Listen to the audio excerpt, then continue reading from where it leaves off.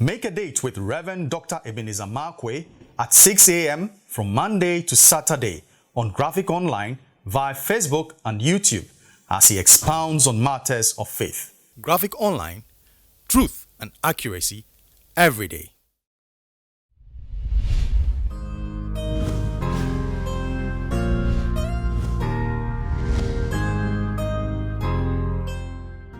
Hello, this is Reverend Dr. Ebenezer Markwei of Living Streams International, bringing you matters of faith with Graphic Online. You have been subjected to a little bit of repetitive issues or series, but then the Bible also says to repeat a matter is not excellent. And sometimes when something is repeated, it becomes much more, it brings emphasis and it makes the lesson sink. That's why sometimes we revise our notes. So take it as a period of revision. Right. This morning, I would like to capture my thoughts with the words deep end blues. I'm always fascinated by what goes on in the scriptures. It's amazing, amazing, amazing. Do you remember in the book of Exodus when Moses was taking the people out of Egypt to the promised land? See the kind of directions that Moses took them. There were many other routes that they could have taken, or somebody would say routes or routes, that they could have taken to the promised land. But then God led them directly to the Red Sea. The Red Sea. And here there was a very perplexing situation. In front of them was the Red Sea, and behind them were the Egyptians, who all of a sudden realized that, boy, we made a mistake by making these people go away scot-free. We need to really chase them. And especially with the Egyptian woman whose gold and silver had been robbed. Oh yes, I thought it was robbery.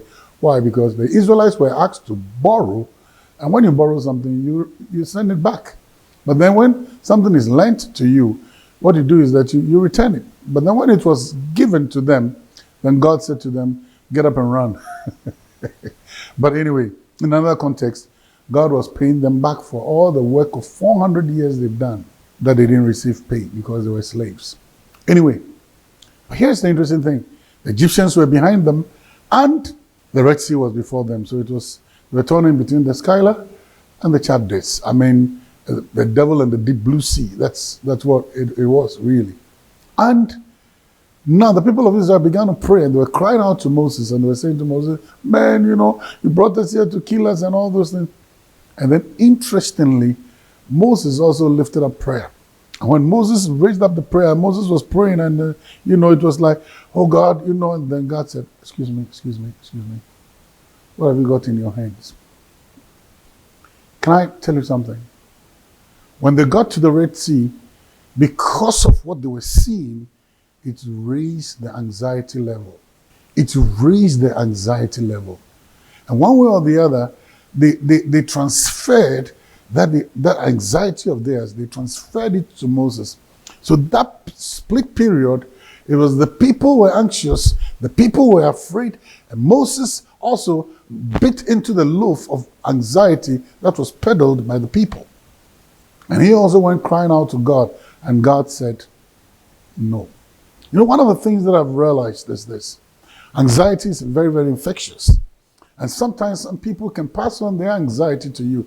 And if you're not very careful, they'll drag you into their boat of anxiety. But we need to realize that if you want to carry the bread of anxiety, if you want to eat the bread of anxiety, you don't have to force me to also eat the bread of anxiety. I don't need to feast at that table. And it is very, very important. Don't allow other people to force you to eat at their table of anxiety. And one of the things, why am I saying this? Anxiety is concerning the things of life, a statement of lack of trust in God. Because God said clearly in his word, be anxious for nothing. Be anxious for nothing. So anxiety, but he said, be anxious for nothing, but in everything by prayer, supplication, with thanksgiving, let your request be made known unto God. So be anxious for nothing. Don't be anxious. Anxiety doesn't help your cause. Anxiety doesn't work out for you. But he calls you, be anxious for nothing, but in everything by prayer and supplication, and he added the word thanksgiving. What is thanksgiving? Thanksgiving means I thank you for answered prayer. I thank you for answered request. Let your request be made known to God. Here's the principle.